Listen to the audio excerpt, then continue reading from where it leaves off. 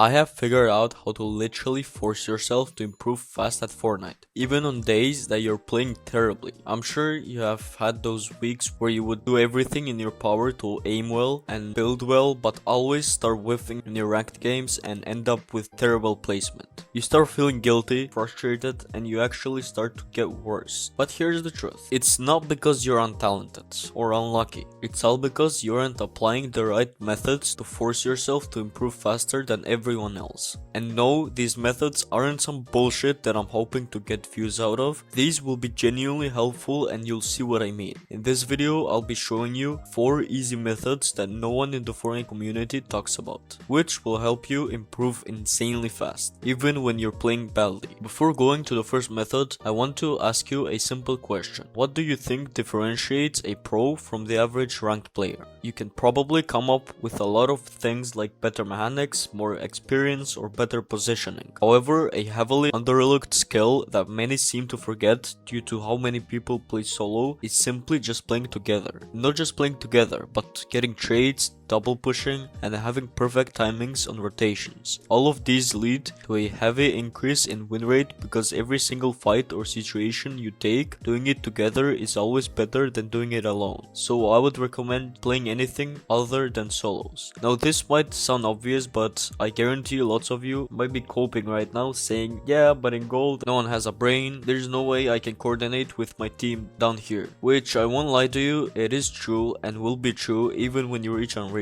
This is normal only because if you think about it, everyone in your games will be different from the next. Playstyles, loadouts, and rotations will change. Your mental is all over the place and there's so many random variables that you need to think about. So how are we able to improve in this skill of playing together and optimizing our fights even when everyone around us are completely useless? Which is why I want to introduce the copycat method. The copycat method is a very simple technique that even my younger brother who I coached was able to reach Unreal for the first time at just 9 years old. So if someone in grade 3 can do it, you can 100% do it too. To break down the copycat method, the main objective is to, as it says, become a copycat with any teammate around you. So for example, if you see a teammate pushing a building, push with them and prepare yourself to get their reboot. Or if you see your teammate rotating early to zone, be prepared to follow them and help them secure good positioning. Again, this is a very simple concept. Whatever the person around you is doing, just become a copycat of theirs. This allows you to increase the chances of taking fights together, rebooting each other, winning more fights, and overall promotes more team play, which is the core concept of Fortnite. Just to prove you even more, I was able to use this method not only to help my brother reach Unreal at 9 years old, but also help myself reach Unreal in just 1 day. Let me ask you a question. I want you to picture 2 people. Person A, who is unhealthy, gets no sleep, mindlessly plays 8 hours every day, never warms up,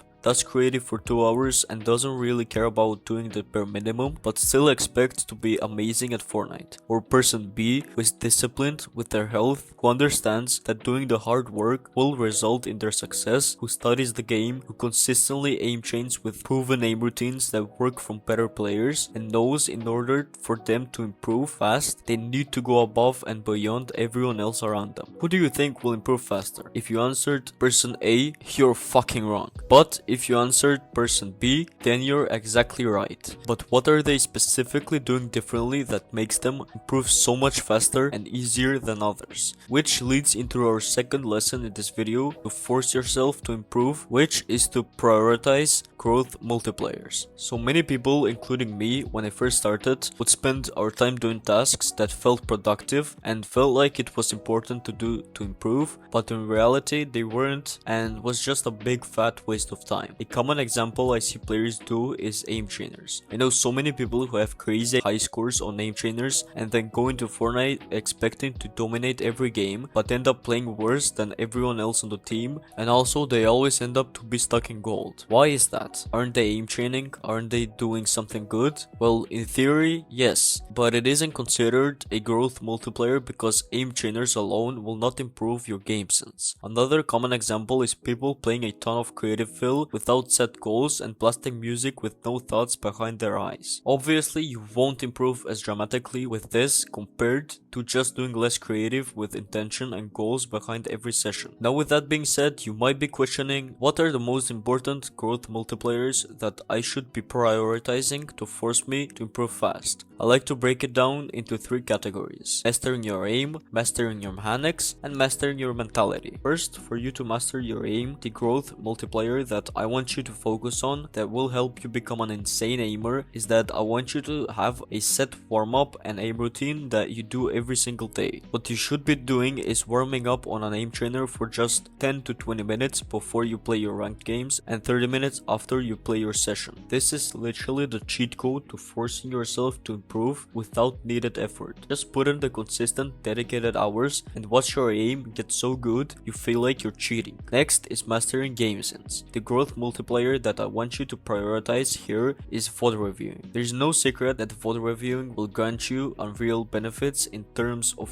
your game sense and decision making. This is the hack that you need to implement in your improvement to literally force your rank to skyrocket without even trying to. But a lot of you guys don't do it, mostly because it's boring and takes a good amount of time. So instead, I want you to apply the 6-minute method. The 6-minute method is you gathering 6 clips of you dying, taking fights, playing endgame, rotating, or looting. Then I want you to watch back those 6 clips after every ranked session and ask yourself 3 questions. 1. What happened and what went wrong? 2. What should I change to prevent that from happening again? And 3. What am I going to do in this next match to make sure I improve? Always asking yourself these 3 questions is the cornerstone of improving in literally anything, even outside of the game. I asked these 3 questions when I was studying for exams, whenever I got a question wrong, and this is a hack that will help you improve in anything effortlessly and is the main step that I use in the 6-minute method when reviewing my own games. And for mechanics, it's just like the aim routine. Warm up your mechanics for half an hour and then play ranked. After playing ranked, play creative for another 20 to 30 minutes. And now lastly is mastering your mentality. Improving your mentality is a hard thing to develop, especially since it's such a nuanced category that everyone experiences differently. What I believe is one of the best growth multipliers to improve your mentality towards the game and increase your discipline to do hard things is to shorten the gap between action and thought. So many people end up procrastinating on tasks or get lazy because they just never start to begin with. Studies show that starting a task within 5 minutes increases the chances of you finishing the work by 90%, which is why shortening the gap between you thinking about it and you applying the action is so important, because usually once you start, you're already committed to finishing it out. Think about it, it's not that difficult. All you have to do is sit down on your chair, do the routine for a set amount of time, and that's it. When you overcomplicate a simple task in your brain, it starts to become more overcomplicated than it actually is. A method that I really like using when I struggle with going to the gym and aim training is called the 3-to-1 method.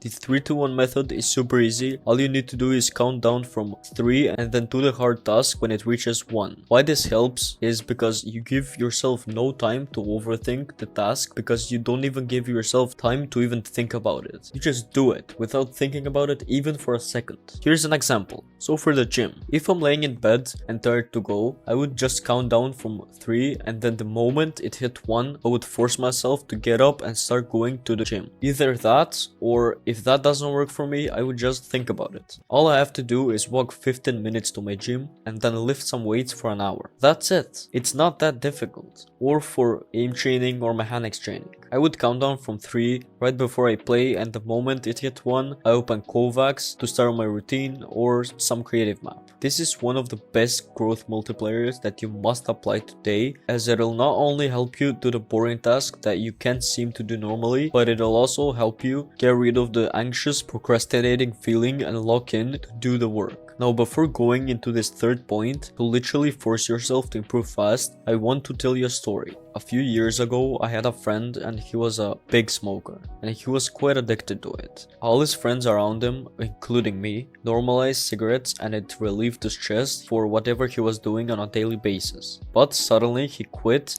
that bad habit and actually never touched a cigarette again, even though most of the people around him still do it constantly. So what changed? What changed was you need to find your competing interest to kill a lot of your bad lazy habits. A competing interest is when two or more goals or desires pull you in opposite directions, and these interests often conflict with each other, which makes it harder for you to commit to one thing. So you should do the same thing with Fortnite as well. And yeah, that's it, and goodbye.